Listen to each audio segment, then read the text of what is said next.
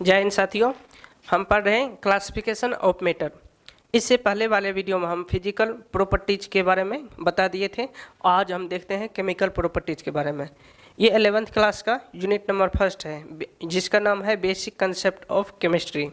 तो basic concept of chemistry 11th class का first unit, उसमें होता है classification of matter.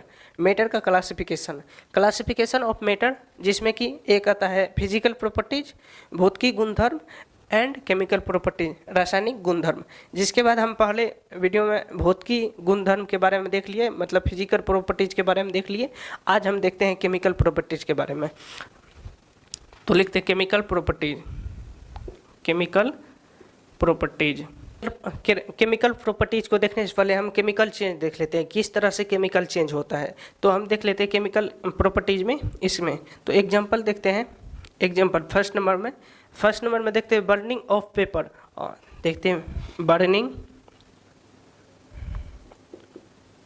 Burning of the paper. अब देखिए बर्निंग ऑफ द पेपर, कागज को जलाना। जैसे हम देखते हैं कागज में आग लगाते हैं तो वो क्या होता है, कागज जल के उसमें राख हो जाता है। राख हो जाने के बाद जो है ना, वो क्या होता है, केमिकली चेंज हो जाता है। वो एक बार जो अपना स्टेट में से बन के दूसरा स्टेट में आ गया तो क्या हो गया, केमिकल चेंज। जैसे आपको हम लाइव एग्जाम्पल के थ्रू दिखाते हैं। जैसे मेरे पास एक पेपर है, प्लेन पेपर है, ठीक है। अगर हम इसको जलाते हैं तो इसमें देखते हैं क्या होता है। इसको जलाने के बाद देखिए, ये पेपर जो है ना जल रहा है, पेपर जल रहा है तो क्या बन रहा है, इसमें राख हो रहा है, इसमें राख बन रहा है। तो ये क्या हो रहा है, केमिकली चेंज हो रहा है। तो ये जो छोटा छोटा राख है, आपको हम दिखा रहे हैं, ये जो छोटा राख है, ये जो छोटा इसमें जो जल के बना हुआ है, ये जो जल के बना हुआ, अब इससे मिलके फिर दोबारा वो पेपर नहीं बन सकता है। तो ये कौन सा प्रोसेस हो गया, केमिकल चेंज प्रोसेस। तो ये हो गया एक एग्जांपल ऑफ केमिकल प्रॉपर्टीज। जैसे दूसरा एग्जांपल बॉइलिंग ऑफ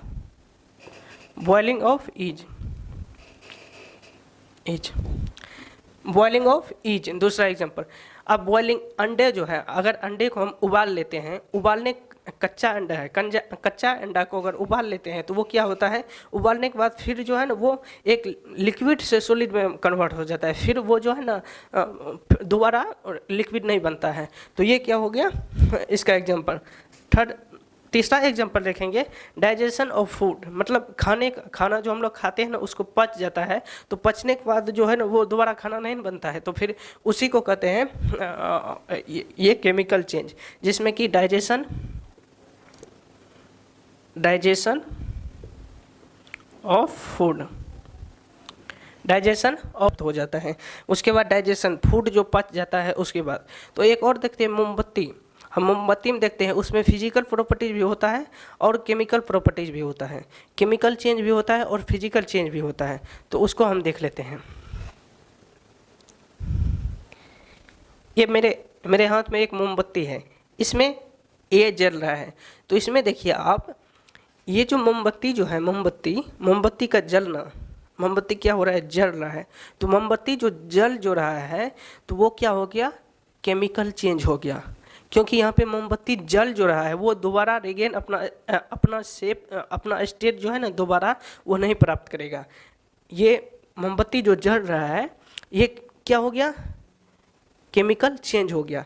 इसी के बाद हम देखते हैं, अगर ये मोमबत्ती जल जो रहा है तो ये पिघल भी रहा है, नीचे से पिघलना, मोमबत्ती का पिघल जो रहा है, ये क्या, फिजिकल चेंज। जैसे देखिए, अगर मोमबत्ती का पिघल जाए तो पिघलने के बाद इसका जो स्टेज एक जगह जमा हो जाएगा, इसका ये सब कण, तो इसको बना के हम फिर दोबारा मोमबत्ती में यूज करते हैं। इसको हम दोबारा यूज करते हैं तो दोबारा वो स्टेज हो जाता है। तो क्या इससे कंसेप्ट निकला है कि मोमबत्ती का जलना कौन सा, केमिकल चेंज है, उसको केमिकल प्रॉपर्टीज कर देंगे।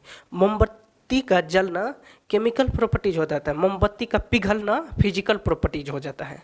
तो हम इसको एग्जांपल में पेपर को जो हम जलाते हैं तो वो क्या होता है, पेपर जलने के बाद जो है ना अपना दोबारा जो स्टेज में था तो वो नहीं प्राप्त किया। जैसे एग्जांपल में हम समझते हैं, अगर हम पेपर को जला दिए, पेपर को जलने के बाद ये जो है उसका राख जो है वो दोबारा पेपर नहीं बन सकता है। जैसे हम मोमबत्ती जो है, मोमबत्ती में आग लगाइए, वो जलने के बाद मोमबत्ती का जलने के बाद वो दोबारा मोमबत्ती नहीं हो सकता है। मोमबत्ती अगर पिघल जाए तो वो फिजिकल प्रॉपर्टीज अलग बात है, मोमबत्ती जल गया तो वो नहीं हो सकता है। फिर अगर अंडा को हम उबाल लिए तो वो फिर पुराना स्टेज को नहीं आ सकता है।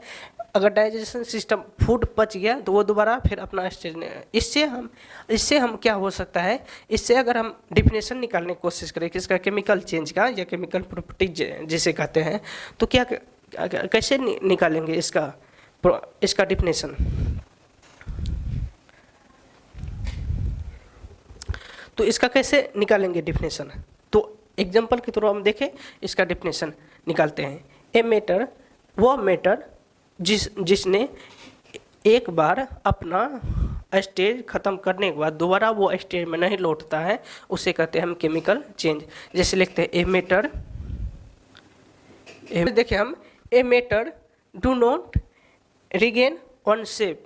ए मैटर, एक मैटर जो है ना वो कभी अपना शेप नहीं प्राप्त कर सकता है, पुराना वाला शेप, तो उसे हम कहते हैं केमिकल चेंज। तो ये क्या हो गया यहाँ पर, केमिकल चेंज। तो इसको हम देखने के बाद हम देखते हैं इसका अलग अलग। एक हो गया प्योर सब्सटेंस, एक हो गया प्योर सब्सटेंस, दूसरा हो गया मिक्सचर।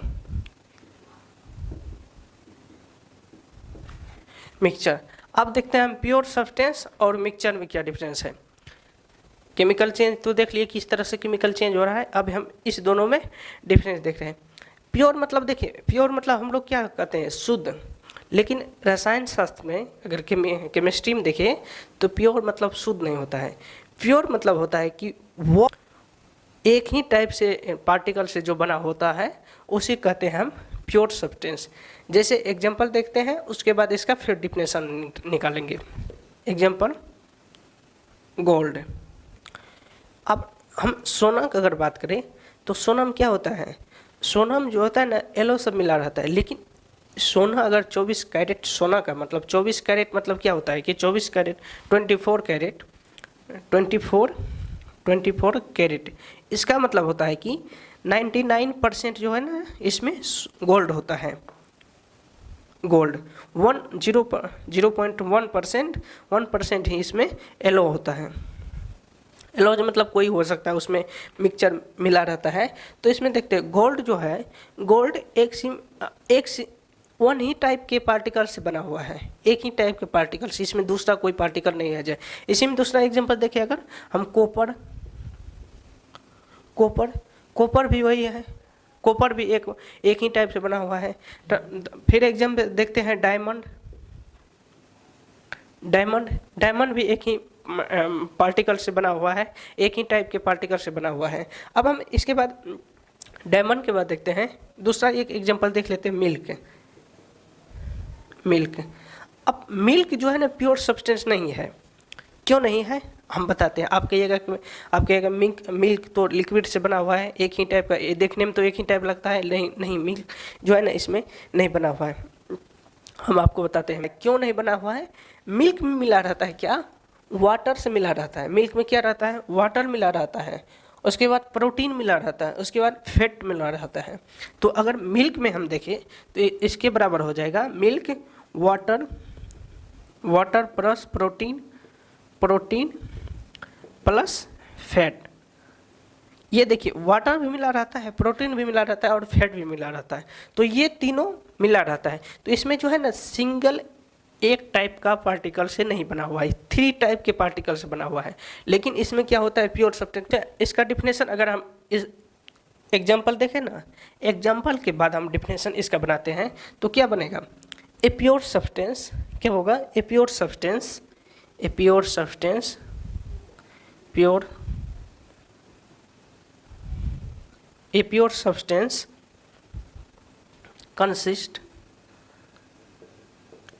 consist a single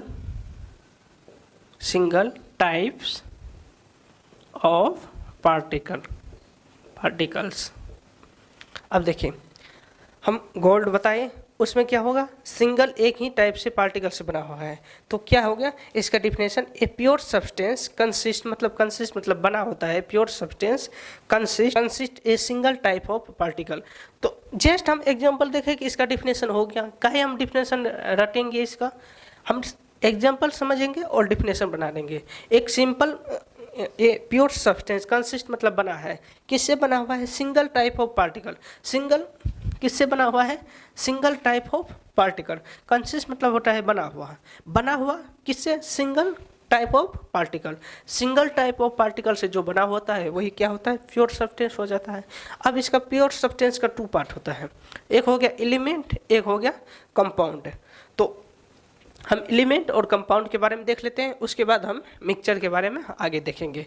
तो आ जाते हैं इसमें, हम केमिकल देख रहे हैं इसमें प्योर सब्सटेंस। प्योर सब्सटेंस में क्या 2 टाइप कहा जाता है, किसमें, एलिमेंट, एक कंपाउंड रह जाता है। तो नंबर एलिमेंट्स एंड कंपाउंड, डिकम्पाउंड। अब हम एलिमेंट और कंपाउंड को समझते हैं। अगर एलिमेंट के बारे में हम देखें, सबसे पहले एलिमेंट के बारे में अगर हम पीरियोडिक टेबल में देखते हैं तो कितना एलिमेंट है टोटल, आप 9th क्लास में पढ़े होंगे या 10th क्लास में, 118 एलिमेंट है। कितना उसमें, 118 एलिमेंट है। टोटल मिला के एलिमेंट 118 है। अब एलिमेंट किसे कहते हैं, जैसे कार्बन हो गया, वो क्या है, एक एलिमेंट है।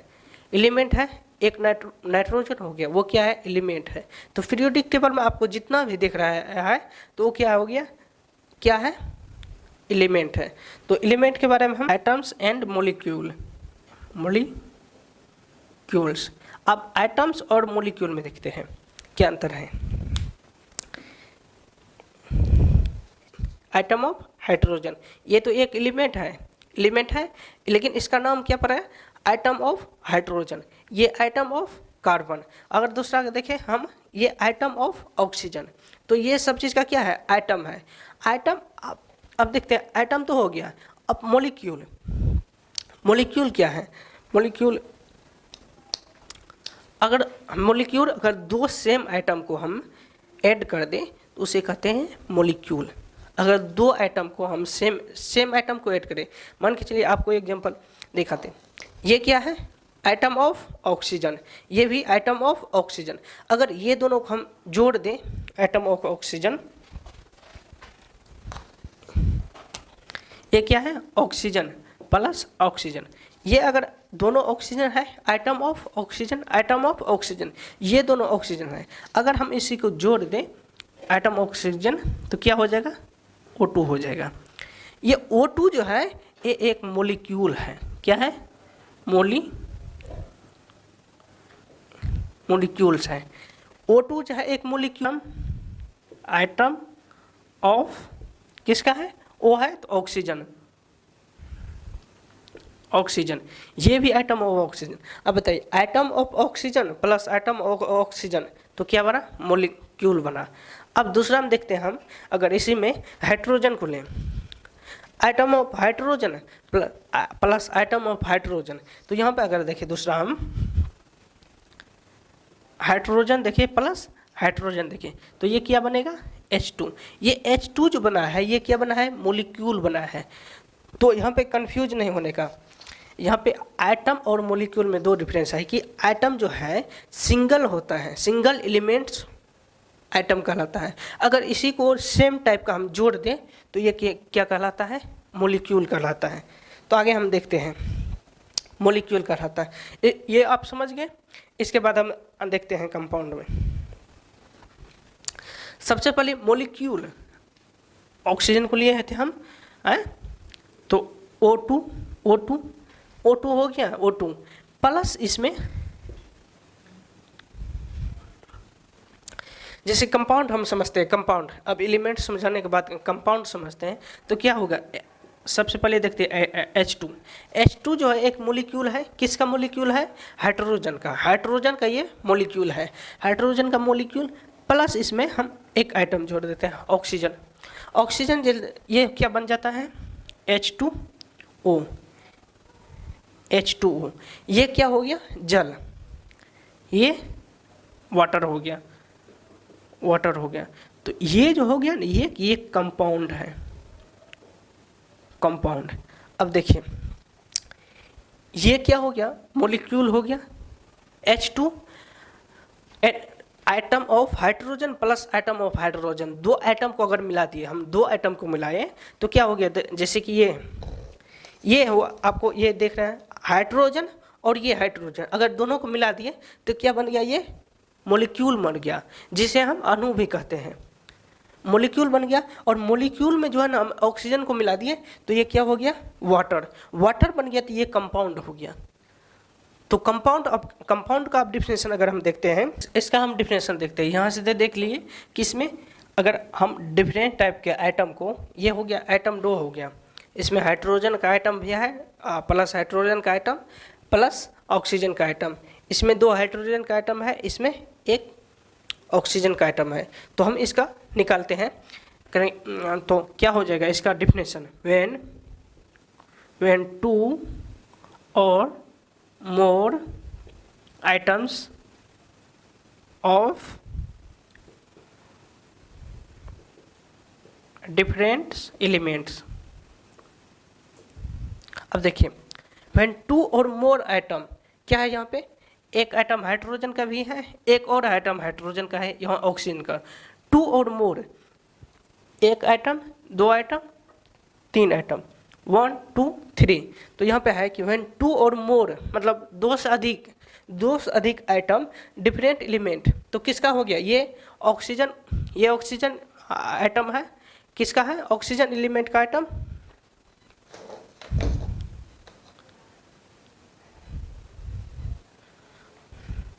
ये क्या है? हाइड्रोजन आइटम, ये ऑक्सीजन आइटम। तो दोनों को मिला के डिफरेंट आइटम, डिफरेंट एलिमेंट्स मतलब क्या हुआ? डिफरेंट एलिमेंट्स मतलब हो गए ऑक्सीजन एक एलिमेंट है और हाइड्रोजन एक एलिमेंट है। आप देखिए ऑक्सीजन भी एलिमेंट है और हाइड्रोजन भी एक एलिमेंट है, तो दोनों से मिलकर बना है, तो उसे हम कंपाउंड कहेंगे, कंबाइन विथ ईच अदर। तो अगर हम इसी के पूरा कंपाउंड को देखने के बाद, इसमें सबसे पहले इसको 2 भाग में बांटें, प्योर सब्सटेंस को 2 भाग हो गया, एलिमेंट और कंपाउंड। कंपाउंड को देखने के बाद नीचे में जगह नहीं था तो हम ऊपर लिख रहे हैं नीचे में, तो क्या हो जाएगा इसमें? कंपाउंड जो 2 भाग में बटा हुआ है, कौन सा कंपाउंड? एक ऑर्गेनिक कंपाउंड, एक नंबर ऑर्गेनिक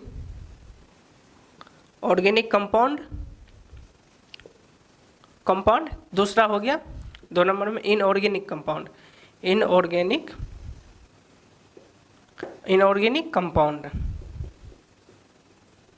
अब देखिए ऑर्गेनिक कंपाउंड हो गया और इनऑर्गेनिक कंपाउंड हो गया। ऑर्गेनिक कंपाउंड किसे कहते हैं? जो कार्बन से मिलकर बना होता है उसे कहते हैं ऑर्गेनिक कंपाउंड। जैसे कंपाउंड के बारे में तो हम बता दिए आपको, जब 2 या 2 से अधिक परमाणु को जोड़ के उसको बाद बनाया जाता है तो उसको कहते हैं हम कंपाउंड। जैसे इसका एग्जांपल हम देखेंगे, CH4, इसका क्या हो गया? मीथेन हो गया। CH4 क्या है? मीथेन है। C2H6 क्या हो गया? इथेन हो गया। C6H6 क्या हो गया? बेंजीन हो गया। तो इसमें कार्बन है, इसमें भी कार्बन है, इसमें भी कार्बन है। ये क्या होता है?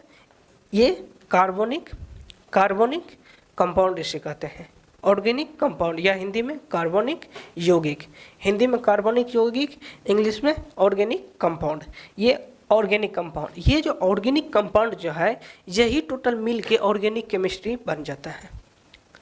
ऑर्गेनिक केमिस्ट्री कहीं से नहीं आता है बाबू, ये ऑर्गेनिक कंपाउंड जो है ना, ऑर्गेनिक कंपाउंड ही टोटल मिल के क्या हो जाता है? ऑर्गेनिक केमिस्ट्री हो जाता है। अगर हम इनऑर्गेनिक की बात करें, इनऑर्गेनिक में जैसे एग्जांपल देखते हैं, एग्जांपल्स हम देखते हैं, सल्फेट आयरन हो गया, कैल्शियम सल्फेट आयरन, CaNaNaSO4, ये सब क्या हो गया? ये सब क्या है? ये सब इनऑर्गेनिक कंपाउंड है। यही सब मिल के इनऑर्गेनिक केमिस्ट्री बनाता है। इनऑर्गेनिक केमिस्ट्री कहीं से नहीं आता है, ये सब मिल के इनऑर्गेनिक केमिस्ट्री बनाता है। तो हम आगे देखते हैं कंपाउंड के बारे में देख लिया हम।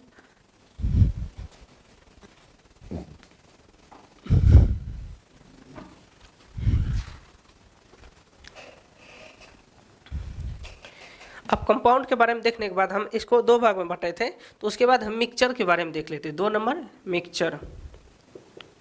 मिक्सचर ये 2 टाइप का होता है मिक्सचर। अगर हम मिक्सचर की बात करें,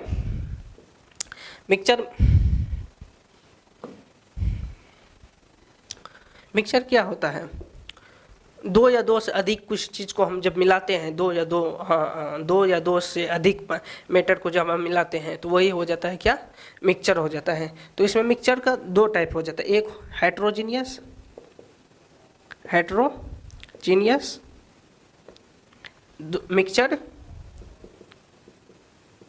मिक्सचर, एक दूसरा होमोजीनियस मिक्सचर,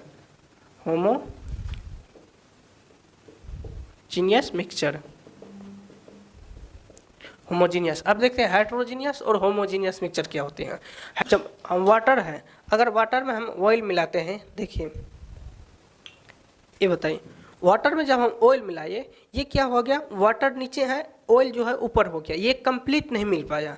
ये कंप्लीट इसको हम कितनों मिलाएंगे तो ये नहीं मिल पाएगा, क्योंकि इसके ऊपर जो है ऑयल जो है ऊपर आ गया और वाटर नीचे हो गया। ये इस मिक्सचर को हम क्या कहेंगे, हेट्रोजीनियस मिक्सचर। जो कंप्लीट तरीके से घुल नहीं पाया उसको हम कहेंगे हेट्रोजीनियस मिक्सचर। उसके बाद है शुगर प्लस साल्ट। इसका दूसरा एग्जाम्पल हम लिए, पहले हम नीचे चीनी लिए, उसके बाद इसमें साल्ट लिए। अगर हम इसको मिलाते हैं, ये देखो कंप्लीट मिलाए, ये कंप्लीट मिलाइए तो इसमें शुगर और साल्ट जो है ना दोनों दिखाई दे रहा है। इसमें देखिए शुगर भी अलग है और साल्ट भी अलग है, ये कंप्लीट नहीं मिल पाया, इसको क्या कहेंगे, हेट्रोजीनियस मिक्सचर। अगर हम इस डिफिनेशन को, इसको निकाल के अगर हम इसका डिफिनेशन निकालने की कोशिश करें तो क्या होगा इसका डिफिनेशन।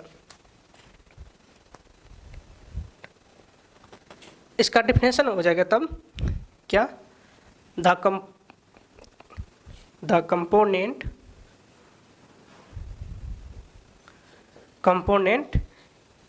क्या हो जाएगा, the component not completely mix with each other।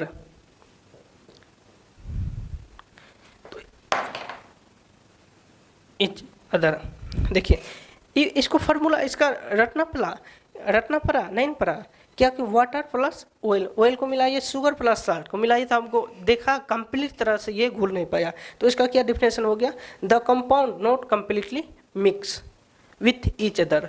ये हो गया इसका। हाँ, इसी तरह इसी ठीक उल्टा हो जाता है अगर होमोजीनियस की बात करें। 2 नंबर में क्या, होमोजीनियस का पहले एग्जाम्पल देख लेते हैं, उसके बाद देखते हैं। इसके बाद वाटर प्लस साल्ट, वाटर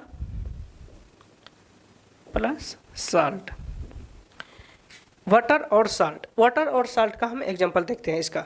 देखिए वाटर, अगर वाटर में हम इसमें नमक मिलाते हैं तो ये कंप्लीट घुल जाएगा। जिस दिखाते हैं आपको, ये वाटर है और ये साल्ट है, अगर हम इसमें मिलाते हैं, ये आप देखो ये कंप्लीट घुल गया। ये कंप्लीट घुल जो गया ये क्या कहेगा, होमोजीनियस मिक्सचर, जिसमें मिक्सचर जो है कंप्लीट घुल जाता है, इसमें कुछ भी दिखाई नहीं दे रहा है कि इसमें और इसमें क्या घुला हुआ है, वो क्या हो जाता है, होमोजीनियस मिक्सचर। होमोजीनियस मिक्सचर क्या हो जाता है, जो कंप्लीट तरीक़ा से घुल जाता है। अगर हम इसका दूसरा एग्जाम्पल देखें, 1 नंबर दूसरा, वाटर प्लस कलर, अब देखिए वाटर है जी, ये वाटर है, ठीक है, वाटर है, इसमें कलर मिलाएंगे आपके सामने, ये वाटर है, इसमें हम कलर मिलाते हैं। ये देखिए कलर जो मिलाइए, ये क्या हो गया, पूरा कंप्लीट तरह से घुल गया, इसमें कहीं पर नहीं बचा, तो ये क्या हो गया, होमोजीनियस। ये क्या कहलाएगा, होमोजीनियस मिक्सचर। होमोजीनियस वो मिक्सचर है जिसमें कंप्लीट तरीके से मिक्सचर एक दूसरे में घुल जाए, वो होमोजीनियस हो जाता है। जिसमें कंप्लीट तरह से नहीं घुल पाता है वो क्या हो जाता है हेट्रोजीनियस, जिसमें कंप्लीट तरह से घुल जाता है वो क्या हो जाता है होमोजीनियस। इसी तरह आपका इसका भी डिफिनेशन निकाल सकते हैं, the compound completely mix with each other, तो उसको कहते हैं हम होमोजीनियस। तो आप लिख लीजिए इसको, द कंपाउंड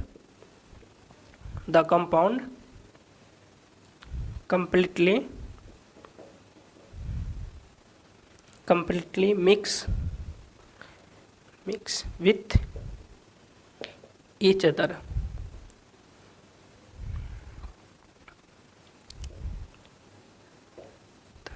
ये क्या हो गया कंप्लीट केमिकल प्रॉपर्टीज में हम क्या क्या देखें। फर्स्ट नंबर में प्योर सब्सटेंस,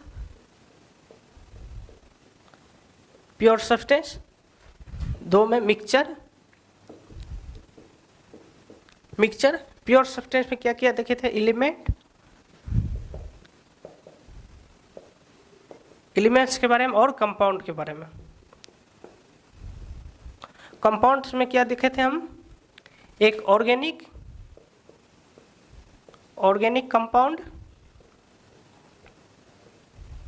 इनऑर्गेनिक कंपाउंड। इसमें क्या देखे थे हम, मिक्सचर में हेट्रोजीनियस और होमोजीनियस।